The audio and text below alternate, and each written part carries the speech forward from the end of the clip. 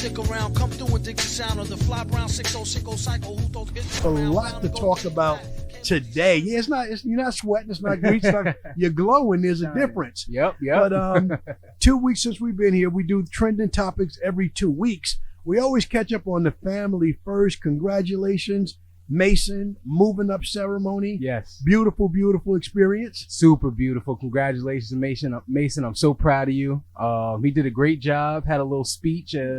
Kindergarten. I went to that school 25 years ago. Wow, that's scary. That's for you to say 25 years. So I got to say I enjoyed myself. Mason handcuffed me a little bit. Yeah. He hit me with a whole bunch of rules. He's like, pop up. You can't be loud. You can't be screaming. You can't do it. I didn't feel welcome. I felt like I couldn't be myself. I was excited. Yeah, Mason's hilarious. He's always setting up rules. Don't call me handsome.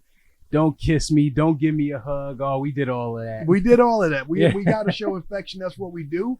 But before the graduation, he showed up and showed out at field day. Yes.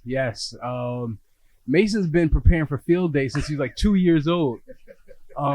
He had his first field day, and he's 5 years old now. Mm-hmm. And he's been preparing sprints.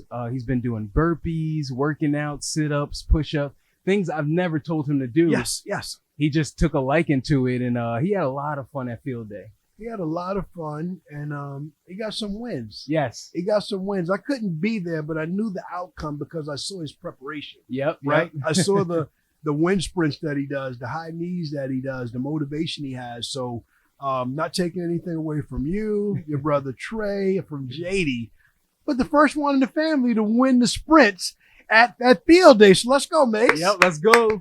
Shout out to me. Represent for the family. Represent for the family. He did very well. And now for this weekend, we got Wine Dash Day coming. Let's go. My favorite holiday. I love it. I was thinking, I was reflecting on it. 10 years ago, 2014, you and I, we walked through the park. Your whole time growing up in Chicago, I'm telling you about Wine Dash Day, biggest holiday of the year for anyone from Wine Dash 11798, Warriors, not Wolves. If you're out there, talk to me in the comments.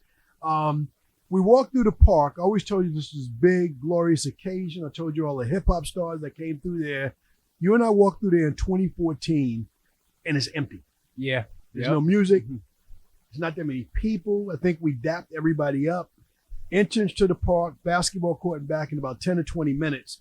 And it was, can I use the word sad, depressed? What's the right word? Sad? I don't know. It's okay to say that it was sad. Deflated. That's a good word. Yep. That captures it. Yep. But our walk away conversations like that, we can bring it back. We can do this. We can do this now. Like you think. And 1 year later, 10 years ago, we got involved. And by 2015, we got to a couple of hundred.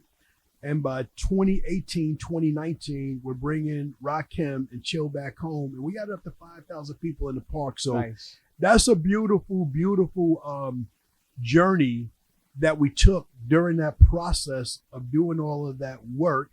And much love, shout out to Charles Jackson, the entire Wine Dancers Family Day Committee that's doing the work right now. Everybody, there's some buzz on Facebook about the weather. Don't worry about the weather. Yeah. It never rains on Wine Dance Day. Wine Dance Day is always good, no matter what it looks like. If you wake up, there's clouds. Come out early, get the straight path, watch the parade, make it to the park. It will be all good. Rain or shine, we outside. So you're looking forward to last year, JD DJ'd at Wine Dance Day for the first time. Yep. How you feel about her getting a second shot at it? Pull up. I'm super excited. I know she's going to rock it. Last year was her first time DJing in front of people, I believe. Yeah, it was a first public event. First public event was at Wine Dance Day. So she's had a couple performances. She had a couple DJ contests that she's won. So I'm excited to see what the second performance is going to look like. It's levels. Now go back to what I said about Mason, the preparation, right? Yep. She's worked hard this last year. Yes. She's worked really, really hard. Big shout out to her coach, the legendary DJ Bilal. JD has worked hard on her craft, which is why I love DJ Bilal and the time he spends coaching her. And if you didn't see her in person last year, pull up. It'll be live. Bilal will be there. Other DJs will be there. We are going to have a good time in the park this Saturday, Wine Dance Day. Do not get caught in the news reports. I'm not worried about rain or shine or anything else. Yep. So we have Wine Dance Day weekend means a lot to me personally, right? We have the alumni dance happens on Friday night. Nice. What happens there, being from New York, small community, 11798, heart and soul, everything in me. Whenever you see me, you should see Wine Dance look in my eyes. We have our alumni dance on Friday night for all classes. I'm looking forward to seeing people as we record this on Thursday. Planes are landing. People are getting in town. Tomorrow night, I'm kicking with my classmates. Nice. Always good to see everybody, every single class. Shout out to my class of 80. Saturday's Wine Dance Day. And Sunday is Father's Day. Sunday is Father's Day. Sunday is Father's Day. What does Father's Day mean to you? Pancakes, a breakfast with the kids. Yeah, waking up to a hearty breakfast and appreciating just my time with the kids, spending time with the kids. That's the best way I could put it. I love it. I think as a young dad, you approach every day like Father's Day. You do, in spite of the narrative that people may say or think about young fathers, you do above and beyond your part in every aspect of being a father and spending time with your kids. And I love that about you. I admire your dedication, the things you do with the kids collectively, the one-on-one time. I think you and Handsome, yes, Mason, we're calling you Handsome again. I think you took him, just you and him just went bowling. Yep.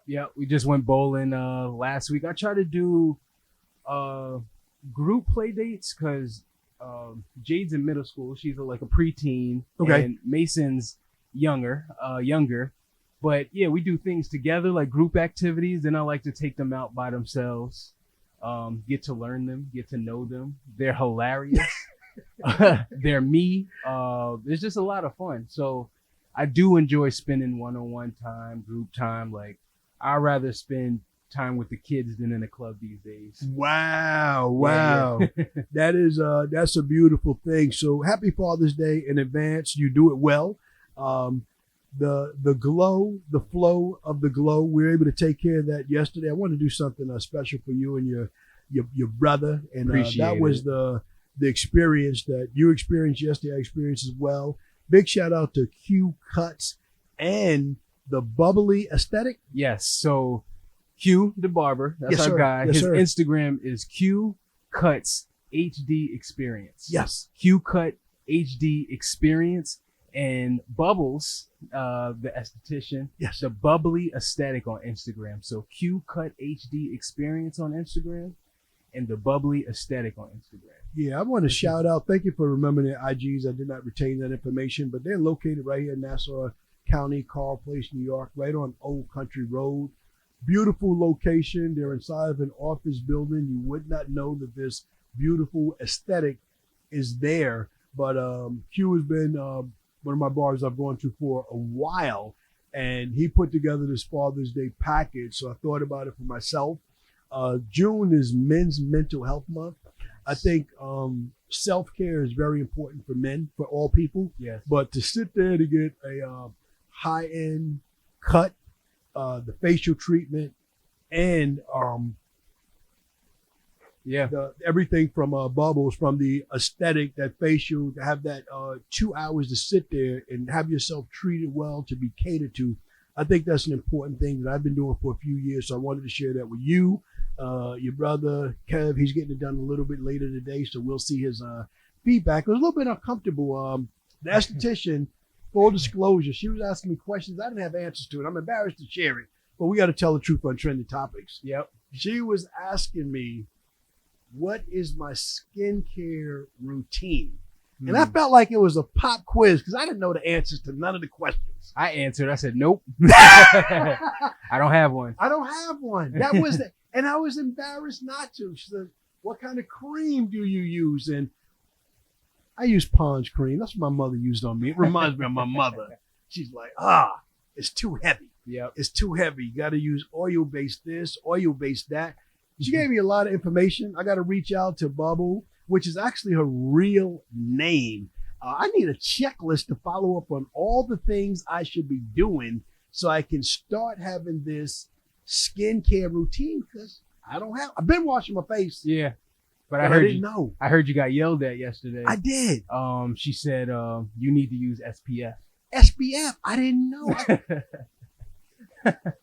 Black people, white people, Latino family. I didn't know. With my melanin, she said complexion doesn't matter. Yes. Skin cancer doesn't discriminate. We Yes. need some protection against the sun. Somebody talk to me in the comments. What SPF factor should I use? I didn't know. Yep. Some of this information you just don't have. I had no idea. I had no idea. What is your exfoliation routine? I don't have one. Yep. I don't have one. So yeah, I failed that test. But I got to reach back out to her. I'm going to get a checklist from her. I really am going to find out what I'm doing, because it's a serious thing. Like taking care of our skin, getting underneath to the cellular levels, and getting some of the bad stuff out that we all get. Takes me back to last year. We had those bad days of the bad clouds. All kind of stuff gets in our skin that we don't know about. Yep. So I guess I need a pattern that we should be working it out. So we kicked off this conversation. I forgot to tell y'all, we got a special guest that's coming on today, because we're getting ready to dig into a deep topic that's definitely trending, that's hot around the country. So we talked earlier, we shared the joy that we had as a family, being at Mason's, moving up ceremony, kindergarten up to first grade. Yes. I remember the joy of going to your college graduation as a family almost 10 years ago. Wow. That was a lot, but we were all there. A lot of families, a lot of people, big graduation. It was held at what used to be called Westbury Music Fair. It's called something different right now. Yep. But what I'm hearing this weekend, I'm going to invite our producer, who's normally behind the camera, to join us on stage for this conversation, because he's much more tuned into this topic than I am. But there's a lot of conversation going on about ICE, about Homeland Security, and the raids that are happening at graduations and other types of things. And we're going to talk about the human element of it, not the political element, the human element of what that feels like for a student to be working hard in school, doing their studies, involved in activities. They've done all the work, they have the grades, they're ready to graduate, but they're being snatched up from the graduation, or being told shortly in advance that they can't graduate. The humanity of it bothers me. It's terrible. It's a terrible thing. Mm-hmm. And full disclosure, people, I am a person that does not watch the news. No CNN for me, constant negative news. I don't need it. It's not a part of my morning routine. But I've been hearing about this from different sources. So I did a little YouTube research pre-podcast, and I saw a high school graduation in Connecticut where this young man was unable to graduate, and many families rallied around him. All of the students, there'll be an empty chair for him, and they're wearing a band that says JFK on it. They made these beads with the letters JFK, and it stands for Just for Kevin. Just for Kevin, because Kevin couldn't be there. And then I did more research, and I saw what's happening at colleges and high schools across the country. And you brought something to my attention that in some of these raids, they're causing local car accidents. Yes, local car accidents, chaos. They're chasing people through yards. It's getting chaotic. It's getting chaotic. That doesn't feel good. And then the protests are back, which we got away from post-pandemic. So people are out there. So Bernardino, if you can join us and come on and jump in this topic of trending topics, we would love to have you. We'd love to get perspective on this. Bernardino, you've done videos, YouTube. You've talked about this in English and Spanish. So give us a little bit of education from the human standpoint of what's going on and how are people feeling about what's happening with these raids. I thank you so much for having me on, Kevin. Both of you guys are awesome, and you're touching about things that are really important. But I automatically get emotional because there's so much going on Right. on so many different levels. Right. That it's just, let's start off by saying we're going through a very scary time. Yes. I don't mean to sensationalize this, but we're going through a very scary time where normal people, hardworking people, Yes. are being targeted. Yes. Now, let's go back to what was said to us Right. at the beginning. We're here to deport the criminals, anyone that's broken the law. We want them out. And I want to make sure that I get this point across. Get it As a across. Latino, Okay. let's get all the Latinos out that are breaking the law. Okay. If you're a criminal, let's get you out. Okay. It's not about harboring criminals. Right. It's about protecting our families. Okay. It's protecting the very fabric of what America is. Okay. We're all here, with all due respect, except for the black community, because we decided to come here, Right. right? Right. We Respectfully. Exactly. We came here for a better way of life. Right. Even the white folks. Right. So we can't forget what America really is. Right. This is the land of opportunity. This is the land where people come many a times undocumented.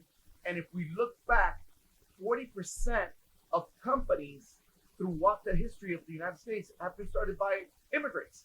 Yes. So, who we are, the reason we're number one, the reason we're the greatest is because we bring the greatest from everywhere else. Right. And we come here together. But having said that, right now, all immigrant communities, because it's not just the Latino community. It's everybody. I know that LA right now it has a big magnifying glass because the Mexican community has really protested, but it's all immigrant communities. Right. It's the Muslim community. It's European communities. Of course. What's happening right now, I think, is completely uncalled for. It's to give perspective, my insurance agency, Middle Village, Queens, the county of Queens, one of the largest and the most diverse county in the country, 50% of the residents of Queens are born outside of the U.S. and 108 languages are spoken there.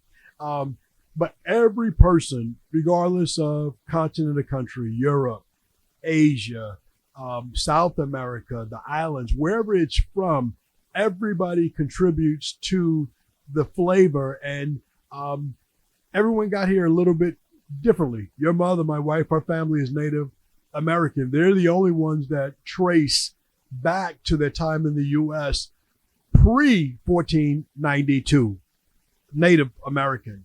You mentioned the African American community. We come here. It's not immigration, it's not immigration, but by choice. But Juneteenth is next week, not by choice, but we're here. And then everyone else, whether you came by the Nina, the Pina, the Santa Maria, however you came in your journey, and you're here for a reason. You're looking for a better life, and you're contributing. So just the humanity of it. I am not a political person, never been a political person. But as much as you guys hear me talk about AI and other things, I'm human first. And the humanity of what's happening does not sound very humane to me. And this is what I can add to this. And I know that we're focusing on the human aspect of it, but when you take away the little humanity politics has, this is what happens. Right. This is exactly what happens. No system is perfect. Right. And most people should know this is not the first time something like this happened. Right. In the 70s and 80s, my mother gets here 1980, 2 days after arriving. She needs to jump out of a second-story window because ICE then called just immigration, knocked on the door because somebody reported her. My mother jumps out of a second-story window, runs into the subway. That's why every time I take a look at a homeless person in the subway, I have a soft spot for them. God. Because my mom, not knowing the language, not knowing anything about the city, ends up in the New York City subway system for nearly a week, just Wow. riding up and down because now she doesn't remember where she got on because she can't read English. Dino, give me the backstory. How did your mom come? And your mom is your family originally comes from DR, Dominican Yes. Republic. Yeah. How did your mom come? Did she come alone? Did she come with family? Did she come with friends? She came completely alone. She left 3 kids behind, including myself, right? And said to my mother, to my grandmother, I'll be right back. She didn't even tell my grandmother she was leaving because she was afraid that my grandmother was going to tell, don't go, stay here. and we were very close family. She was going to listen to my grandmother. She wasn't going to take the necessary step to better her life. So she flew to Canada. Back then it was easier. Flew to Canada and then took a bus from Canada to here. And that's how she ended up and she only had the address of a cousin here in the Bronx. Cousin goes to work. Immigration knocks on the door. She jumps out of the second story window, finds herself in a subway for nearly a week. And now this is where God comes into place. That's why I'm faith-filled. This is personal. This is where God comes into place. We all know the hundreds of thousands of people that daily travel in the subway system. I can only imagine. So what are the chances that by pure chance, my mom is going to be curled up in a corner and all of a sudden she hears her name and it's an old friend from back in the neighborhood in the Are you kidding? Are you kidding? heading to work? Oh my God. Is that you? Yes, it's Oh me. my God. Call, let's go off the train, calls work, I'm sick, I can't come in. Takes my mom in, and my mom lives with her for some time. So Thank God. it's all about unity, it's all about family. And what's happening right now, I'm hearing Oklahoma, I believe it was Oklahoma, they raided a plant where over 100 people were detained. Here, let's bring it locally. Let's come home. What's happening in Hempstead, what's happening in Freeport, what's happening in Westbury, where they're just walking the streets, and that's not legal. You can't just walk the streets and stop people. If ICE does that, become mute. Don't say anything. And let me just say this in Spanish in case somebody. Sure. Si migración lo para y le quiere hacer preguntas, no diga nada. Usted tiene el derecho de mantenerse absolutamente callado. This is what I honestly think, Kevin.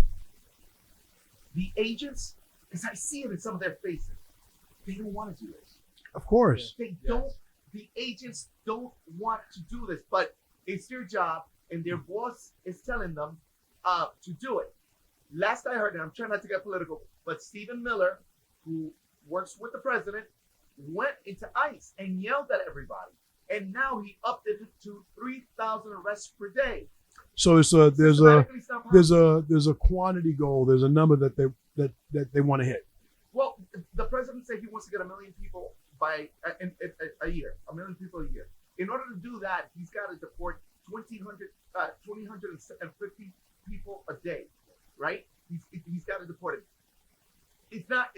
They don't have the infrastructure for that, so that's why now they've leaned on the FBI. They've leaned on even marshals. They're leaning on every other agency that's not trained for that in order to come in and help. So, And just to clarify, and then from the 2,750 that they haven't reached yet, the most they reached in January was about 1,700.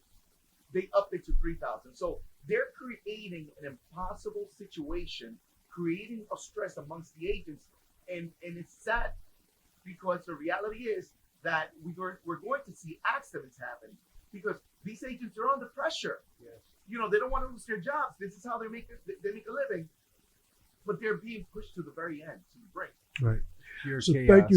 thank you for sharing that. So everybody that's watching this with a heart, I don't know what can be done. The only thing that I always advise in every difficult situation in business and in personal situations, it's always the golden rule. It's always do unto others as you would have them do on to you. It's an easy guide. It transcends race. It transcends religion. It transcends politics.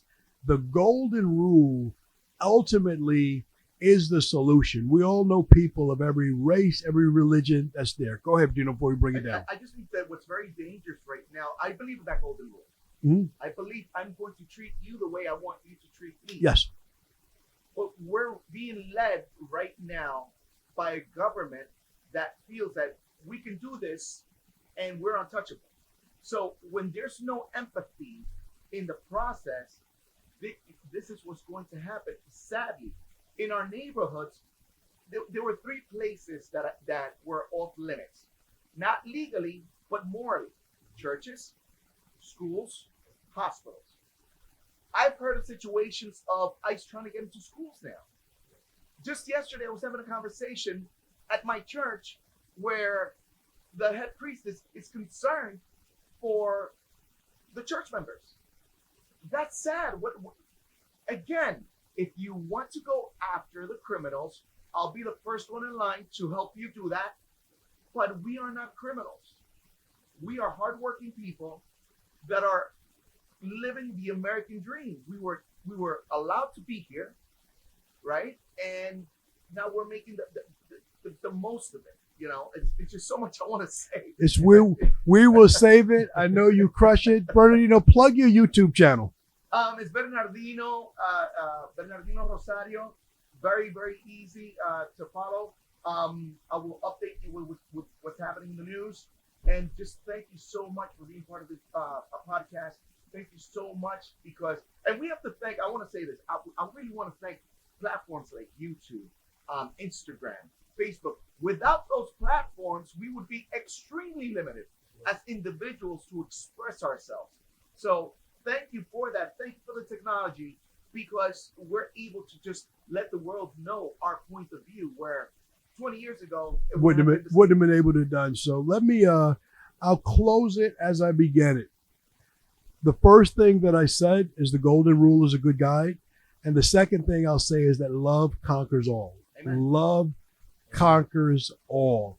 What I like about that definition, what I like about that scripture is whatever you think, whatever you believe, if you lead with love, love will conquer it all. That being said, love yourself, protect yourself, love your neighbor. That's a little bit of everybody. Love everybody and let love conquer it all. Closing thoughts. I agree with everything you said, with everything B said. I agree, man.